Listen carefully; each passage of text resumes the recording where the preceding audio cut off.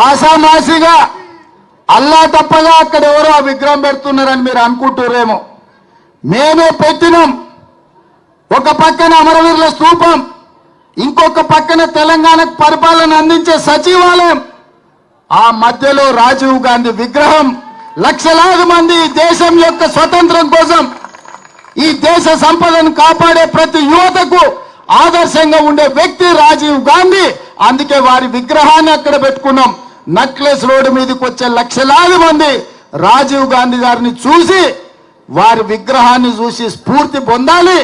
వారి విధానాలు తెలంగాణ రాష్ట్రానికి స్ఫూర్తినివ్వాలి. తెలంగాణ రాష్ట్రం అభివృద్ధి పదం వైపు నడపాలి అన్నది మా ఆలోచన. అటు పక్కన అంబేద్కర్ విగ్రహం, ఇటు పక్కన ఇందిరాగాంధీ గారి విగ్రహం, ఇంకొక పక్కన పివి నరసింహారావు గారి విగ్రహం. లేని విగ్రహం వల్ల రాజీవ్ గాంధీదే. అందుకే ఈ లక్షలాది మంది కాంగ్రెస్ పార్టీ కార్యకర్తల ఆలోచనలో భాగంగా మా ప్రభుత్వం, మా మంత్రివర్గం అక్కడ రాజీవ్ గాంధీ గారి విగ్రహం పెట్టినాం. ఎవడు తొలగిస్తాడో రావాలి, తారీఖు చెప్పాలి అని చెప్పి నేను చెప్పదలుచుకున్నా.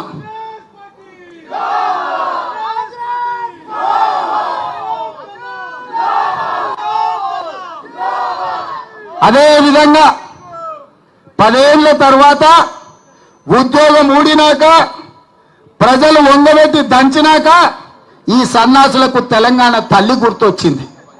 అక్కడ తెలంగాణ తల్లి పెడితే బాగుంటుందని. మనకేమో ప్రజలకేమో తెలంగాణ తల్లిని పెట్టాలంటున్నాడు.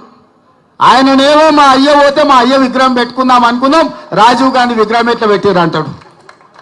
అందుకే తెలంగాణ తల్లి అంటే సోనియమ్మ కనిపించే తెలంగాణ తల్లి. ఆమె జన్మదినం డిసెంబర్ 9 నాడు.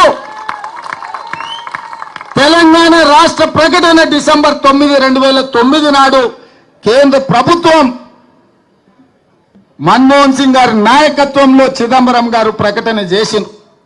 అక్కడ ఇక్కడ కాదు, ఈ రాష్ట్ర పరిపాలనను అందిస్తున్న సచివాలయం లోపట, బయట ఎక్కడో కాదు, సచివాలయం లోపట డిసెంబర్ 9 నాడు తెలంగాణ తల్లి విగ్రహం పెట్టే బాధ్యత మేము తీసుకుంటాం.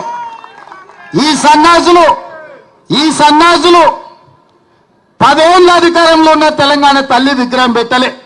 10 నెలల లోపలనే తెలంగాణ తల్లి విగ్రహాన్ని పెట్టి ఆ తెలంగాణ తల్లికి నిజమైన వారసులమని నిరూపించుకునే బాధ్యత ప్రతి కాంగ్రెస్ పార్టీ కార్యకర్తదని నేను చెప్పదలుచుకున్నా.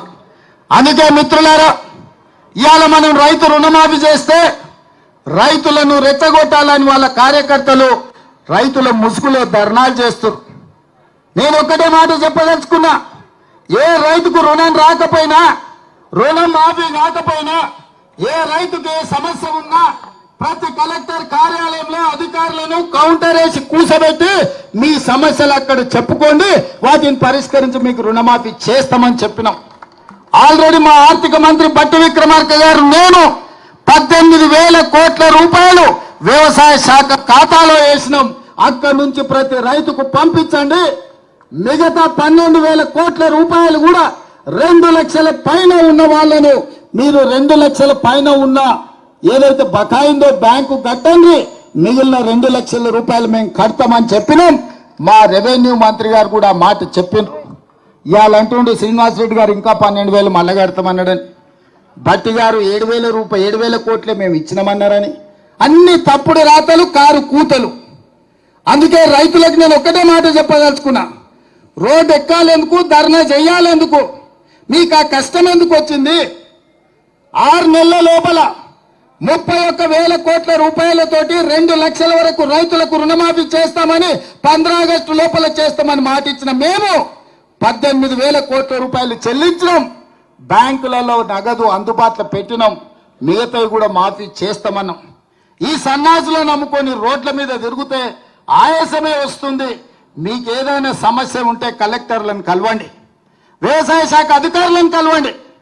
ఈ ప్రభుత్వం ఉన్నదే మీకోసం. ఈ ప్రభుత్వం మీ సమస్యలను పరిష్కరించడానికి ఉన్నది. ఈ ప్రభుత్వం ప్రజాపాలనది. ప్రజలకు అందుబాటులో ఉన్నాం. పొద్దున్న లేస్తే వేలాది మందిని మేమందరం కలుస్తున్నాం. నేను అడుగుతున్న ఇవాళ తెలంగాణ సమాజాన్ని, ఎన్నడైనా 6 నెలలకు ఒక్కసారైనా కేసీఆర్ ముఖం చూసినారా? ఫామ్ హౌస్లో బోర్లో వండుకునేటోడు, ఇవాళ రోజుకు 18 గంటలు నేను మా మంత్రులు గ్రామాలు తిరుగుతూనే ఉన్నాం కదా, వచ్చిన వాళ్ళ కలుస్తూనే ఉన్నాం కదా, మీ సమస్యలు వింటూనే ఉన్నాం కదా, మీ సమస్యలు పరిష్కరిస్తూనే ఉన్నాం కదా. మీరు ధర్నా చేయాల్సిన అవసరం ఏముంది? నిరసన తెలపాల్సిన అవసరం ఏముంది? ప్రభుత్వం విననప్పుడు, ప్రభుత్వం మీ మాట ఏం జరుగుతుందో కనుక్కోనప్పుడు మీరు నిరసన తెలపొచ్చు, ధర్నా చేయొచ్చు, రాస్తా రోకో చేయొచ్చు. కానీ ప్రభుత్వమే మీ దగ్గర ఉండి ప్రభుత్వం వింటున్నప్పుడు, ప్రజాపాలన జరుగుతున్నప్పుడు, ప్రజాభవన్లో ప్రజల సమస్యల్ని వారంలో 2 రోజులు మా అధికారులు మా చిన్నారెడ్డి గారు తీసుకుంటున్నప్పుడు మీకెందుకు కష్టం రైతులారా అని నేను చెప్తున్నా.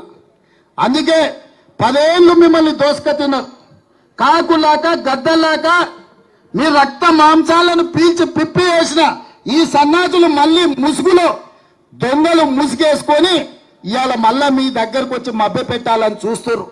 ఈ దోపిడీ దొంగలే కదా ఈ 10 ఏళ్ళు మిమ్మల్ని దోసుకున్నది.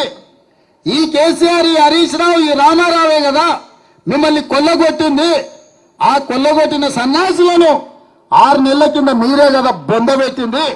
మరి ఆ బొందబెట్టిన వాళ్ళను మళ్ళా గ్రామాలకు ఎట్లా రాణిస్తుండ్రు మీరు ఒక్కసారి ఆలోచన చేయమని రైతులకు విజ్ఞప్తి చేస్తున్నా. మాయ చెయ్యాలని, మిమ్మల్ని మోసం చెయ్యాలన్నదే వాళ్ళ ఆలోచన.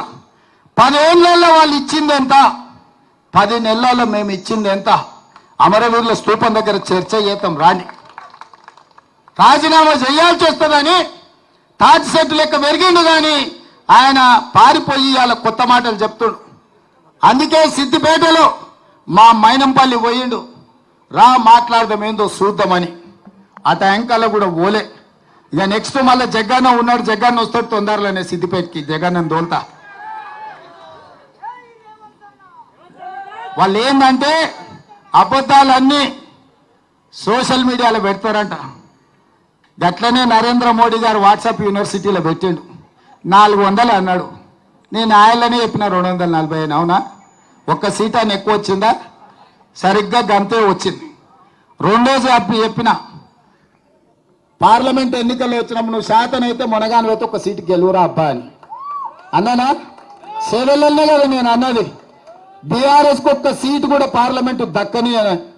ఆ మాట మీద కాంగ్రెస్ పార్టీ కార్యకర్తలు 7 ఇట్లలో డిపాజిట్లు పోగొట్టారు, 15 ఇట్లలో 3వ స్థానానికి నెట్టారు.